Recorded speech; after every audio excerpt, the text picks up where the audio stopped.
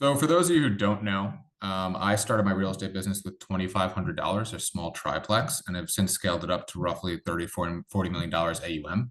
I also run an acquisitions bootcamp that helps other people start out in real estate, buy their own deals, and scale. Today, I'll be talking to Keshav, who's one of my clients who actually started the bootcamp in January of 2024 and just closed on a deal last month, 6 unit deal, all one unit, all one bedroom units. So with that being said, Keshav, you mind just kind of telling us a bit about where you were before you got into boot camp, what your experience level was, and just kind of where you stood to start? Yeah, yeah. Thanks, Mike. So before the boot camp, I basically I work for like a enterprise software company. It's a startup in San Francisco. But the software is geared towards kind of institutional real estate investment firms, kind of helping them with their pipeline and underwriting process. So before that, I also came from the industry. Used to work for like a top five institutional investor out of Boston as like an associate on their opportunity fund. So that's where like I always had an interest in real estate. That in that role, I probably got the most hands-on exposure with running transactions in terms of underwriting them, evaluating them, going through the process of executing on them, albeit those are at a much higher scale and risk, but what kind of drew me to the space and built my passion in the industry. Um, Having been on kind of the tech side of things for the last few years and just also still staying very close to how these deals are done, it just kind of made me think that it's not that difficult. It's something that I would like to eventually do on my own. And so that's kind of where I had reached out to you after sort of following you on Twitter after a while. And that's kind of what spawned my interest in sort of starting the program.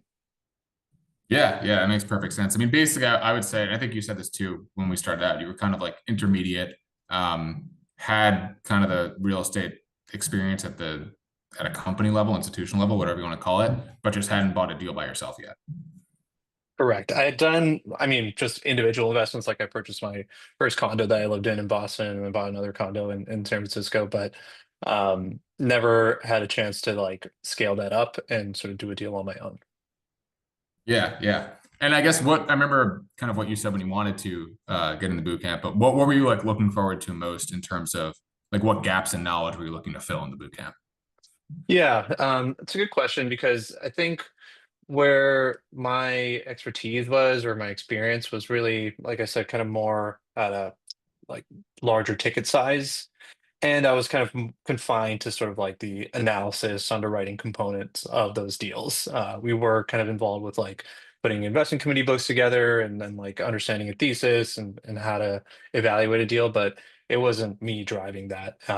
Probably for the right reasons because there's a lot of money on the line, but that's where I felt like I had a gap in terms of actually like figuring out what my buy box is, actually running through a deal, negotiating it, and whereas I felt like I already had kind of the analysis part down, I didn't also feel like I didn't have that down at a more micro level for kind of my buy box and the size of the deals I'd be going after. So that's where I felt like it was honestly more of like a hedge, like partnering with somebody who has experience in that, who had in the sort of way in which I was following your tweets and sort of like your branding felt like it was more around entrepreneurship and like eventually kind of building a portfolio of your own, which was kind of that's kind of like my end goal at the end of the day. It's like being self-sufficient, not having to sort of rely on my W-2 income. And so all of those factors combined made me reach out. Yeah, and it's kind of funny you say that because I think everyone has those same gaps, even if they, because I obviously had real estate experience too. I worked in institutional real estate private equity before leaving to buy my own Hmm. deals, and nothing really totally prepares you for it, just because there's always someone there to help you when you're buying Right. in a company, whatever it is. Maybe you have a lawyer there, maybe you're talking to the asset management guys beforehand, whatever it is. There's always some part of the process. If you have like a question that you can go to someone and have them figure it Hmm. out. And when you're buying your own deal, that's not the case. And I think that's really one of the cool parts about the boot camp is you just ping me and say, hey, what do I do here? Or I have a question with this. What do you think? And I think Hmm. those, to me, that's like arguably the best part of it because you get to just bounce those ideas off and drive the process forward with someone who can just help you directly kind of immediately. For sure. Yeah. And it helps you think about things that you would not have normally.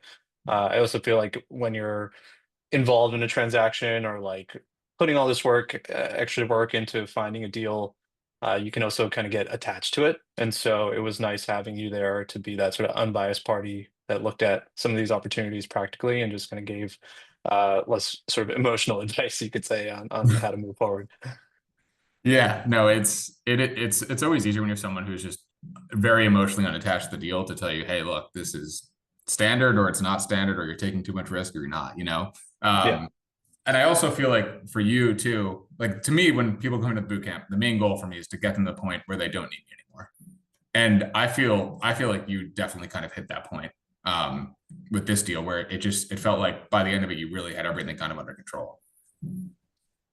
Thanks. I'm glad it looked that way. It didn't feel like it at certain times, but no, I think it was like you kind of like I see it as like milestones, right? You kind of like hit these different milestones in which like I probably progressively like start bugging you less and less until it was like really at the time of closing where those were kind of more my what my questions were related around. But you probably saw like my evolution in terms of the type of question I was asking, going from like underwriting analysis, sort of like finding a market, finding a deal perspective to more like contract negotiations to then the diligence process. So it was cool to kind of like progressively get a better handle on those things with each new deal that I looked at. Yeah, and I mean, you basically need to be a jack of all trades, like you're saying. You go from skill set to skill set to skill set. So it's just a matter of getting those reps in, you know. Hmm. And yeah, I think you definitely by the end of it, I was like, wow, he really gets it. You know, obviously during the closing process, there were a few things which we could talk about that kind of came up, which is normal. Like every single deal is going to have some wrinkle. You know, Hmm. you never have a deal that just closes really easily. It just unfortunately never happens. So you just have to be prepared for it and be able to roll with the punches. Yeah, for sure. Cool. So let's talk about the deal itself, right? 6 unit deal, all one beds. How did you initially find it? So this came through from a broker I'd been working with for at the time it had been I want to say yeah it had probably been about 7 months of me being engaged with this broker in terms of seeing deals going down the line on a couple in terms of offers and diligence, but just struggling to kind of find something that would work. It was kind of a challenging environment. Rates went down, came back up by the time we closed, so that didn't really help in terms of like supply of opportunities. But I had a decent flow of deal flow coming from this broker, and this was one that just sort of caught my eye and we started digging into. Yeah, and I think it's important too that you bring up how you establish that relationship, right? Because I have so many people who come to me and they just want everything to happen immediately, when in reality, it takes time to get a deal a lot of the time. Yep. And you built that. That's just how the deal process works. And I think that's the cool part of going through these deals too, is just showing that timeline. Like you got the boot camp January 2024, you closed in February 2025. You've been working with this broker for 7 months before he got you the deal. You know, like that's a significant Hmm. time frame in there. And obviously those timelines start accelerating once you know the broker well. Like the next deal you do with him is going to be quicker, you know, just because everything's already set up. He trusts you. He can tell the next seller, hey, Cash App's already closed with me, right? I trust him. He's someone who can get the deal done. So it all starts accelerating. But in the beginning, it just takes time, and that deal process is not as simple as you look at 5 deals and you're done, right? You're going out in the market, you're talking to brokers, you're getting them to send you deals, you're establishing your market criteria, and then eventually you see a deal that makes a lot of sense and you swing. Yep. Yeah, I think what was interesting here, I actually have the stats. So actually, from when I started the boot camp, I had a thesis on a certain submarket in the Northeast because like it was close to kind of like where I was living, and then my brother-in-law had done some transactions there, so I thought it was a good market. Um, and in evaluating listings there, everything was just going for above asking. It has sort of this like it's a college town, and so. I think there's like a lot of spillover from a major city nearby that like just cause people to sort of park their money without necessarily like evaluating deals with the lens that we have. So that was pretty frustrating in the beginning. I was surprised just given market conditions that so many people were willing to do this. Also a lot of like SBA competition for transactions for these like standard sort of like 3 unit, 3 story resi buildings in this market. So that was pretty frustrating. I think around like the summer or probably like spring of last year of 24, after evaluating, I have here 74 different listings in that market, uh, doing like back of the envelope analyses on 20 of them and putting like two offers out. uh, when I realized or kind of reached out to you just out of frustration, and it suggested kind of looking in sort of neighboring markets nearby, just kind of expanding my lens a little bit. And that's when I did that. I started focusing on this other market where the pricing started to make more sense, just given the sort of like rigor with which we're analyzing deals through the boot camp. Things started to kind of fit that buy box a little bit more. And that's when I made that relationship with this broker. But even then, that was in April-ish, March, April of 24. And I have here looked at 57 listings seriously, to 12 back of the envelopes, 5 models, 3 offers, kind of looking at the funnel for that second submarket. So in total, it was like over 125 listings. Granted, this was a tough market, tough environment from a macro perspective, but yeah, it wasn't easy. It did take time kind of building relationships with multiple brokers, multiple markets, and even then, showing patience when it comes to the fundamentals working. Yeah, I love that you actually kept the stats there because that's exactly what it typically is, right? I would say generally you're closing on 1 to 3% of the deals you look at, somewhere around Hmm. there. Anything above that would be incredibly, incredibly good. And I think almost no one hits that. Obviously, it depends what degree you're looking to. You're not making back of the envelope for all of them, like you said, and you're not underwriting them all fully. But of like listings you look at, that's kind of a normal close rate. The other thing is just switching the markets. And that's something I really try and hone in on the boot camp. It's just if a market doesn't work for you, it's not a good market. And a lot of people have this whole mindset where they think, oh, like the stats look good, right? Maybe there's good Yeah. population growth, there's good economic stats, unemployment rate, whatever you want to call it. If you can't find a deal there, it's useless to you. And I think like Hmm. that pivot, I remember when we were talking about it, I was just like, okay, it's not working. Like we have the data. We're quantifying it that it is currently not working. We're not finding a spread between the stabilized yield and the market cap rate. Let's look somewhere else where we might. And that just Hmm. that type of switch just helps so much instead of just being hard headed and saying it has to be here. And there's really no difference between those type of markets, right? When you switch. So I think credit to you too for being like, well, let's do it. Because it obviously led to this deal. Yeah, and I think I mean at the time I was a little nervous, maybe just because I was like holding on to some of the, and maybe this is also because of the biases I learned from like my institutional experience where it's like very employment related driven, or kind of like macro drivers is a big factor in like the investment thesis, and I liked that about the original submarket. But then if you have that thesis, I think this is some of the stuff you cover in the boot camp too, then you're likely not alone, right? And it's likely first larger institutions who have very smart people on staff, trying to find that, who are going to be having much lower costs to capital to compete with.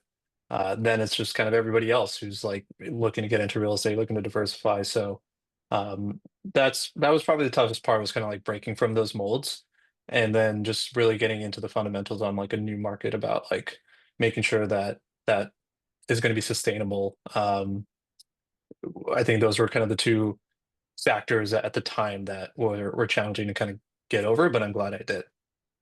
Yeah, and the other thing to keep in mind too is when you're doing these smaller deals, right? Like this is a 6 unit deal.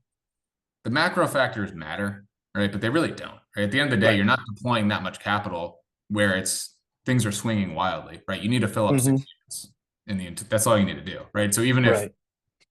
let's say there's an employer leaves, right? And obviously we try and vet for that during the process, but it's not like you have to fill up a 300 unit building. It's six Right. units, and typically that's going to be pretty standard across the board when you're in this kind of workforce housing sector. And that's something I had learned too as soon as I left my door, as soon as I started buying outside of my job, was that like people were really overrating the risk in a lot of these markets just because they were unfamiliar with it. Right? Yeah. Most of them are very stable, and it's pretty difficult to go wrong in a stable market like this, even though technically it might not be growing rapidly, right? And I think that's Right. one of the biggest things that I saw was really people were overrating the risk in it, and I think to a large degree that's actually corrected a bit in that cap rates in these kind of more tertiary and secondary markets have really come down a lot, just because people have noticed that it's not that risky. Yeah. Yeah, and I think it is addressed in some of your bootcamp materials, but it was helpful to like have you call that out, and also just like um, it was also like relieving in the sense that you can you don't have to like have all of these other factors that are really out of your control align for you to do a deal. In a sense, too, you kind of have to see it first to believe it. Like Hmm. that, I'm a big believer in that too, and that's actually why I structure a lot of the boot camp. And that I could, for a lot of people, I could just pick them a market, but it doesn't help you long term if I just say, hey, this is the market, just buy a deal here, right? Because Hmm. then you're not learning why that's a better market. And if you look at the other deals first and you understand, okay, I looked at these other four markets, or I looked in the surrounding area, and it's penciling to X, right? The spread, and this one's penciling to a way better spread, that makes a lot more sense, right? But a lot of times you actually have to go through that process to appreciate it. Otherwise, you would never be, let's say this market dried up 10 years from now, you'd never be able to find another market, right? But now Yeah, you have a perfect, you know exactly what to do. And that's kind of why I structured the boot camp like that, because I think like learning it by doing it just it's the only way to do it. yeah. Now, I will say the trade-off on that side is that like it is much harder to gather that data, right? To actually determine that there's a spread difference, which is like again just the trade-off of you playing in the smaller deal size, less popular markets, is you're not going to have like the quality of that reliable market data around expense load, cap rates, etc. But that's where it was also a learning process to just kind of like take the at bats, that in the process of you evaluating these deals, like I would say like 1 out of 10 would have reliable financials and information that I'd be digging into and sharing. And so whenever I got that, it was like a gold mine. So it just kind of like built this separate database of all my comps in terms of expenses and cap rates and such. But that does also add to some of the apprehension around the market because you're like, am I really going to get this sort of cap rate? Am I really going to get this sort of expense margin? But you got to kind of work with what you have. Yeah, I mean, I think that's exactly right. It's a lot more work up front, but the way I've always looked at that, especially in these kind of tertiary, secondary markets, is that once you have the data, then you have a huge edge because the fact that it Mhm. takes that much work weeds out so many people. Like you can't just go to a market Exactly. report and say, okay, like the market report says it's a 6.5 cap rate market, like we're all good here. It just doesn't exist in these markets. The CoStar data is even going to be bad. Um, Hmm. so it just the fact that there's so much work to be done to build up that database just makes you have a huge edge now. And you have an even bigger edge now that you own property there because you have firsthand data, which is a Exactly. best. So like next time you underwrite a deal here, imagine your current data set versus someone who's just starting out trying to buy a deal, right? Like they're competing against you now. Yeah. It's going to be very difficult for them. Yeah. That would just probably be my tip for anybody else like going through the boot camp if you're in like a less popular market is to maybe just have patience and also build a database yourself of what based on the deals you see, like don't like let that information go to waste. Just make sure you like capture it, log it somewhere because it will come in handy. Yeah, yeah, I 100% agree with that. Um, All right, and then the deal itself, right? There were a few issues with closing it, right? I think there was an environmental issue and some capex issues, right? Yeah, so so the deal itself, like after doing kind of the initial walkthrough and everything, like we really liked it. But and then again, like just given my like other database of like listings I was tracking, I knew that and also just through the experience, like trial and error of putting offers out, I knew kind of what to offer as reasonable for me to kind of be in the game. Um, Separate kind of sidebar was like around working with the broker on that. It was a learning experience. I think you remember exchanging emails with me. But another reason why I was so grateful to have you close to the process was because like I was getting kind of pressure from the broker around structuring offers and what would work, what wouldn't, and it actually led to some kind of contentious emails back and forth. Yes, But I do remember that. so I was kind of like, do I even want to continue working with this guy? And but basically, I think where it really helped having you in the mix was your experience and being able to kind of validate and really like hold my ground on some of these points. because ultimately, like the way I was structuring these offers was primarily driven by the bank's requirements for the term sheets that I had and the lenders I had talked to. So I wasn't doing anything crazy, but the broker was kind of like phrasing it as such.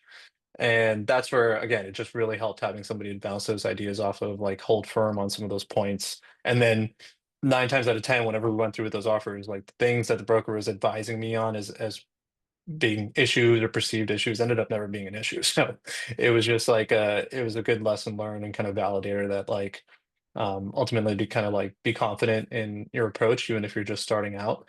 But it obviously helped having you there to bounce those ideas off of. So I would say like that was kind of like one of the first hiccups like in the initial process. But back to this deal, like and we once we got accepted and we went through diligence, um, we did an inspection. So the first thing was around the inspection, if you could say like a hiccup where just a lot of stuff came back, right? Like this is in the Northeast, there's a lot of these older buildings, kind of 1920s built, 3 stories, stone foundations, a lot of wear and tear in terms of the weather, right? You have drastic temperature fluctuations and such that cause maintenance issues. So it came back with a pretty lengthy list, and that also being for a building that on the surface through the property tour and photos looked amongst the better ones. So that was something that was a learning experience for me because while like the inspection comes back pretty uh, with a pretty extensive list of repairs, I had to then sort of digest it all, and that was a separate learning experience where it was like, okay, of these inspector's doing his job, outlining all potential issues with the property, but I have to kind of make a judgment call on which of these are critical, which of them are cosmetic, and I think that was also very helpful to have you there because we kind of reviewed the report together. I summarized kind of the key findings and talked through like, okay, which of these things can we live with? Which of these are we going to negotiate with? What's going to be our strategy? And like kind of like trying to ask for the most and where are we happy meeting halfway. So that was a really fun and exciting learning experience, but it was overwhelming in the beginning because I was like, man, is this even a good building? But most of the stuff that was highlighted was cosmetic, or it were things that like, you've got 2 years useful life on this before you need to do a serious repair. And so like those type of things were identified, but I did also learn to like have somebody local, like a handyman that could like kind of give me a third, fourth opinion on some of these repairs. That helped. And then ultimately, I was grateful that the seller was a reasonable guy. So we kind of met halfway on a lot of those items. Some of the more critical items, I would say 2 out of the 3 critical items he agreed to take care of, and then one or two of the cosmetic items he took care of as well. So that I think was lucky. I don't know if that happens often, but I was kind of prepared for the worst there, thanks to your help. And then it was nice to see that the guy was reasonable there, and it also taught me a valuable lesson on like on being reasonable yourself as a buyer, right? Like at this point in the deal, you're kind of halfway through. The leverage is a little, you could say like 50-50 in terms of who's got the leverage on this deal moving forward and in terms of ass. So I think what helped was kind of being mindful about the long game in the relationship with the seller because, well, like I could have maybe held my ground and say, no, you got to fix everything. I'm not paying a dime. I kind of acquiesced a bit and probably gave up like 25% there because little did I know at the time, actually down the line, that helped a lot because fast forward, the second issue with the deal was around environmental. So the bank had a third party do an environmental study. The property borders an auto body shop to the north. And I remember touring that and was a little concerned about it, but I mean, the sellers didn't have an issue when we toured in person and said that it's never been an issue. He's like, it's a pretty like low maintenance shop, just like mom and pop owned. And but when the environmental report came back, they noticed that basically they have these Sanborn maps, which are maps of like the area going back all the way to 1900s of like zoning and uh, property use rights and all that stuff. And there was a discrepancy between like the 1950s Sanborn map and the 51, where like two underground storage tanks were identified in the north part of the property, and then they were like gone. They weren't on the records thereafter. So you would surmise that that's been removed, but there wasn't any record of the removal with the city either. So environmental being who they are, just further to be extra safe, advised to the bank that you need to do a phase two. So that would mean going in there, doing some soil sampling, running the tests, and making sure that it's not contaminated. Granted, this was not on the properties line. It's on it's off the property, but it's adjacent. So they were worried about kind of like, because we're also like a little downgraded from the auto shop, like it could affect just kind of worst case scenario. So this is where at this stage I was getting kind of nervous. I mean, I was doing a lot of Googling and chat GPTing around like environmental costs and what the worst case scenario could be here and liability and all that stuff. So my mind was going to some dark places, and also just frustration that at this point this is happening so late into the deal. But it's something that needs to be addressed, and was contingent for financing. So um, again, this was another instance where, after receiving the quote from the environmental firm on the phase two, we kind of agreed with the seller that he would take on that cost, and then we'd split the difference at closing. So I initially had about like 12K of closing credits, that would come down to 10. So another example of where like proactively the seller was like, look, I'll take care of it. And then we kind of like agreed to meet halfway with the conditions of closing, because what could have happened, which was a likely scenario at that time, was the phase two comes back and there is contamination. That at that point I was willing to walk away from the deal. Obviously, we would have to reassess as to like the extent of fixing that. But that's when it it was kind of uncertain whether this was going to be ironed out. So that's why we structured it so that I would get credits at closing. So like we'd have to move forward with this. But again, another example where I think my earlier being reasonable earlier on in the deal paid off later on in the deal for a much more serious issue that the seller was very willing to take care of. Uh, Phase two came back, there was no contamination. We ended up moving forward and closing, but um, some good lessons there in terms of like holding firm, understanding kind of like where there's a lot of different parties in a deal, right? So just understanding, like trying to understand where people's motivations are coming from, and then holding firm for the ones where you're not aligned, and then being reasonable on the instances where you are. That was a good lesson there. Yeah, and I really do think you had a very, very reasonable seller. It just and I think you, like you said, right, you were reasonable with the renovations, covering some of that yourself, and then later on, he ended up covering you with the phase two. So it could have easily gone in a different direction. I actually had a deal, I don't know, probably roughly a year ago, where same exact situation. There was contamination found in the phase one, needed a phase two. Seller refused to pay for it to give a credit, and the deal died. So it can easily happen the other way. But you really, when you have two people who want to get a deal done, they're reasonable. It generally makes the process obviously a lot better. Yeah. Something else I would probably advise is like, you don't know how information can be helpful when you're engaged with the seller. So I probably could have done a better job of this, but like I think something that was interesting. The first time I met the seller was with the broker, my broker. He didn't have any representation, but I did. And it was during the property tours. So he was like showing us property, and like we just got to chatting and like understanding kind of like his background and what he's doing. Like he ended up he owns over 150 units in the area. He actually was selling this property as a 1031 exchange to help purchase another larger, so 20 unit or 30 unit building in the area. So those little tidbits helped. It made me realize that he is experienced, knows what he's doing, but also like really loved this building and was like sad to let it go, and wanted to make sure it was going kind of into good hands. But then also knowing that he had this motivation around like closing this in a timely fashion, using the proceeds to purchase another building, like that. I think information in the back of my head helped me with like holding firm on some of my terms.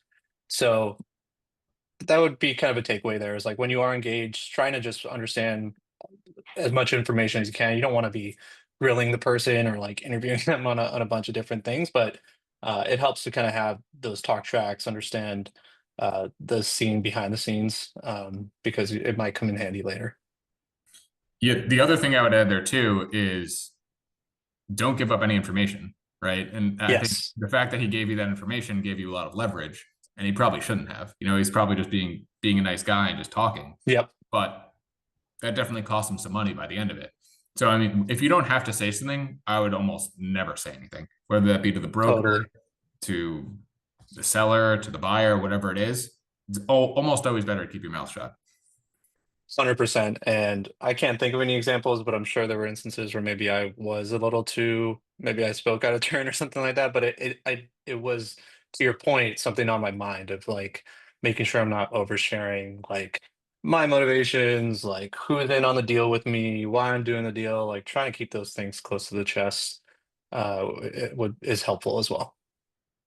I had deals institutionally where we told the broker our business plan, kind of like in a roundabout way, and like 2 days later, the purchase price from everyone else magically increased because they all understood what we were doing. And it just you just never want to say a word. When they say what are you gonna do with it? Probably keep it the same. Nothing. Like you Yeah. just never talk about rents, CapEx. It just you can't. Yeah. You just never know who's going to use it against you. Yeah. Yeah, it's kind of like chess. You just gotta poker, you could say, I guess, maybe just keeping that information close to you. But while at the same time trying to get the most out of your other side. Definitely, definitely. All right. So the deal itself, we found the deal with the broker. 6 units, right? The in-place income, as you can see right here, right, was actually pretty decent, right? 52K on the purchase price, right? It was just 715, but there was a few kind of like the seller credit and everything came in there, right? Um, I Or put the did seller you? credit into the deal cost actually. If you go Okay, to the deal right. costs tab, sorry, D11. Yeah, and it's not good modeling practices. My prior job would kill me for this, but yeah, I just took it out from the deal cost because that's where it was like directly being credited to. Yeah, yeah, that makes sense. So yeah, basically coming in at 7.25 cap, right? Which is pretty good. Obviously, there are some expenses that are going to be readjusted there, but the revenue is also going to be readjusted a bit too. So a pretty good going in cap rate there, and I would say above market, right? The market's really more of a lower six cap market. Yes, again, based on like I would say five data points in terms of like getting to cap rate information on this type of product in this market was really tough. So again, it was definitely above that, but I only had like five deals to compare it against. Yeah, which is a lot of times in a tertiary market, that's all you're gonna have. You know, sometimes Hmm. you'll never get a single direct comp, and you just have to extrapolate. Right. And then the business plan itself, right, pretty simple here. Um, just marginally increasing the rents. Obviously, the expenses are kicking up a bit as well. But basically, you're stabilizing at 7.1, 7.7 a quarter, let's call it. And then just selling back to the market, right, for let's call it in between a 6 and 6.5 cap, Hmm. which is a really simple business plan. IRR ends up being pretty good here, right, across a 4-year hold, and you could probably do it even sooner, just given that it's 6 units, won't take that long to renovate. And great result, obviously, if that comes through. So 150 grand of profit, 1.7x on a deal where you're not really taking that much risk, right? Just because the in-place income's high, you're not taking Hmm. on bridge debt. You have pretty good leverage actually on it here at 75%, 7% interest rate, and 30-year amortization. Yep. Yeah, and I think on the business plan front, like it's not rocket science. I think something else that's helpful in terms of this market is like it's not like a traditional sort of value add play, like at least compared to what I was used to being in the institutional world, where like you're coming in again because it's a growing market, fundamentals are strong, populations are increasing, incomes are increasing, etc. They'll come in to a like Class B community, ramp up the kitchens, all that good stuff, and charge Class A rents. Like there's literally no room for that in this sub market. It's very working class. Even if you were to kind of deck this out with the finest of amenities, like the market's just not asking for that. So I didn't have too many like cosmetic renovations baked into here. I honestly am just sort of bringing things gradually to market. I would say uh, 4 of the 6 units today rent slightly below market. So one of them during the closing process already got leased up at kind of more inline market rent rate, which I was getting rent comps from Zillow, Apartments.com, for the most part for this product type. So uh, yeah, that's what I liked about the deal. It looked like rents were a little bit below, but then you don't have to do much to raise them. You can actually just on an individual unit by unit basis, just kind of like gradually tick them up. And yeah, so you don't have to do too much, hopefully. I'm assuming this was the unit that got bumped up a bit. Hmm. Yeah, 1350. And the thing too with these smaller markets, where you're really just not competing against any institutional landlords, being good at marketing the property, and by that I mean like really, really simple stuff like clean pictures, clean description, answering the phone, you can easily eke out another 50 to 100 bucks, not like above the market rent. And obviously you Yeah, don't want to underwrite that, but it's just the mismanagement on these things. It's crazy a lot of the time. And it's really simple things like professional photos, good description, picking up the phone. You're not really like splitting the atom, but in this case, right, you're kind of already getting to those 1350 rents before you even start getting to the property, before you even start renovating, before you start operating it, which is yeah, obviously pretty strong here. yeah, exactly. Um, Other thing to note, I think, from like an expense standpoint, um, definitely shopped around for insurance. I think that was helpful. Based on what I was looking at before and some other quotes, I actually got higher quotes during like my underwriting process, and then ultimately ended up going with kind of like the best sort of value for the money, which was much lower than what I was receiving quotes for. So that ended up being kind of like a positive aspect, where I was like conservatively estimating. Um, I think you had One it at like thing, 7,500 or something, right? And yeah, yeah, I got some did. lower ones. Yeah. Yep. The other thing that is honestly really eating into my basis here is the management fees. So this property, I personally am based in California. This property is in on the East Coast. So um, like I think normally, honestly, like for this sort of a property, I would have probably not gone with the management company. And I remember we talked about this, Mike, but uh, one, it was still a good experience in sort of like vetting them. Ultimately, like for the purpose of scale, right? I think you'd mentioned that like, yeah, maybe technically you don't need one, you can kind of get by. I was actually doing it from the standpoint of not only saving money, but also like learning what goes into managing a property. But then my concern was just, I mean, I still have my day job. It's pretty demanding and stressful. And like, last thing I want is to be sort of answering like pipe burst calls at 2 in the morning, right? So that's where like I sort of caved and ultimately went with one. But I do think long term it was a good experience also in just sort of like learning how to vet them, hire them, and then work with them more importantly. But if I was like maybe closer to the property and had a little bit more time, I probably would have gone the self-managing route on this deal in particular. Yeah, and I would say this deal's kind of on the borderline where if you're looking at a lot of 4 unit deals and below, you the standard is really to self-manage.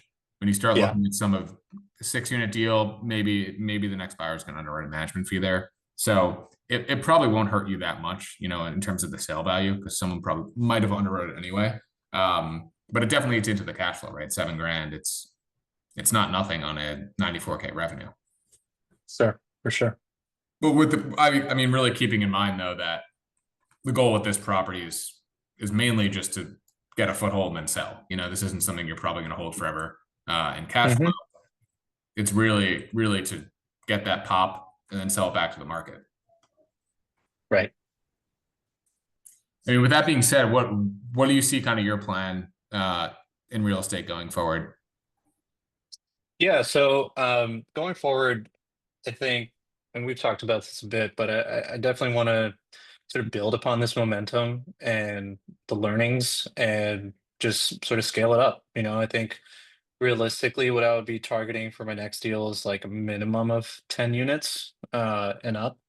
Just obviously depending on the market and kind of what you get. But that would be where I see kind of like the next milestone for my development is being able to like vet out a larger building, actually maybe implement like a true value add strategy. Um, but really just kind of like, and then also go through the process of raising money.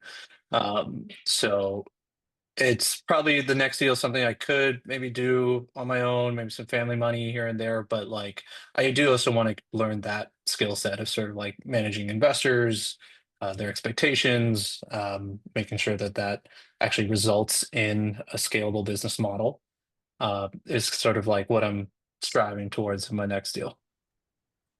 Yeah. And I think one of the most important things with scaling is just actually forcing yourself to buy the bigger deal because it's so easy. You bought a 6 unit deal. It's so easy to just buy a 4 unit deal and get next or another 6 unit deal. But if you want to scale, you almost have to force yourself and say, I'm not buying that. I'm only looking at Hmm. deals that are 10 units and above or whatever you want to call it. And you kind of force yourself into bigger deals.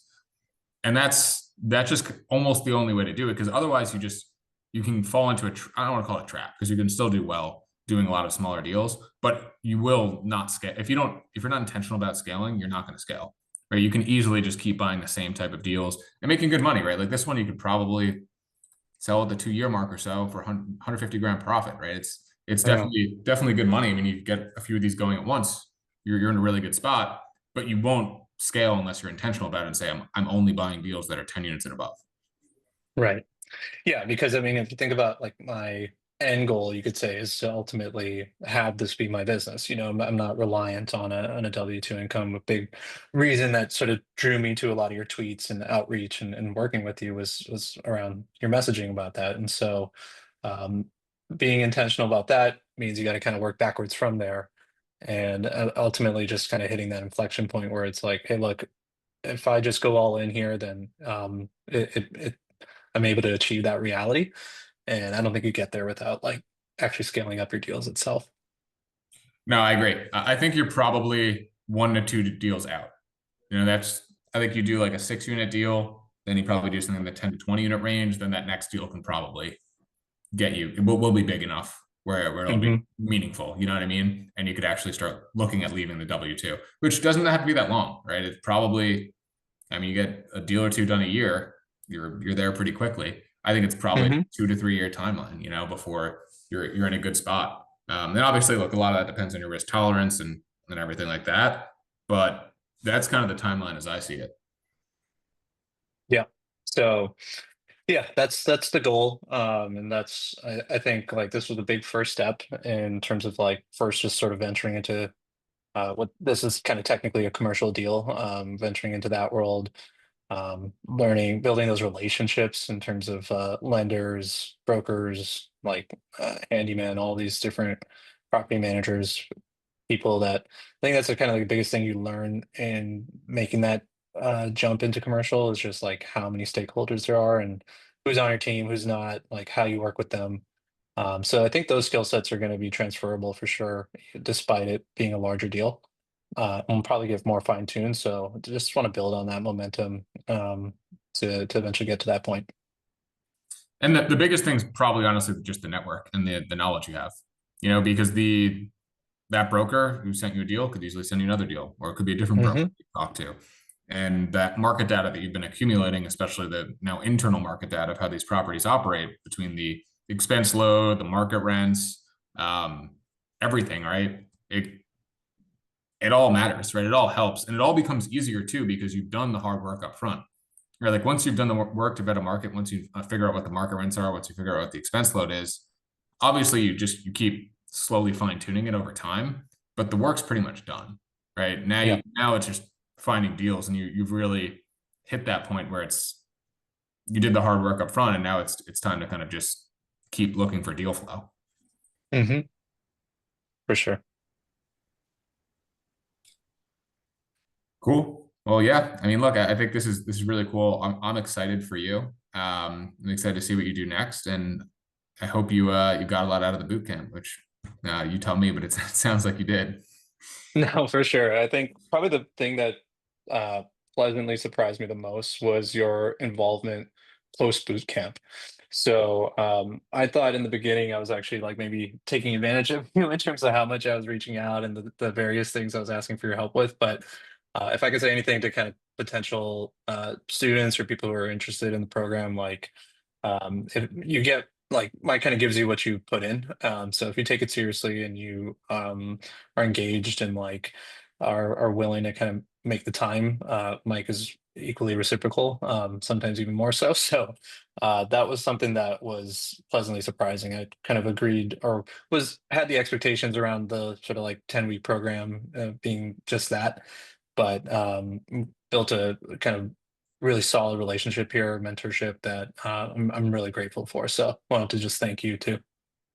I really appreciate that. It means a lot, and it's really cool to see too. Just everyone buying their deals, and honestly, like hopefully not needing me, but I also want to be involved because it's cool. But no, I mean, and that's the other thing, by the way, that we do have a guarantee in the boot camp that we continue working with you until you find a deal. So I think it's a pretty insane guarantee, and I think I always stand by it. So I think it's pretty insane. I think it's a very good opportunity, and really the way I view it, it's not really only about the first deal, right? Like it's really a skill set that you have the rest of your life now, Yeah. and you build the business around. So yeah, I'm excited, and really appreciate that. I'm glad you enjoyed it, and it means a lot to me.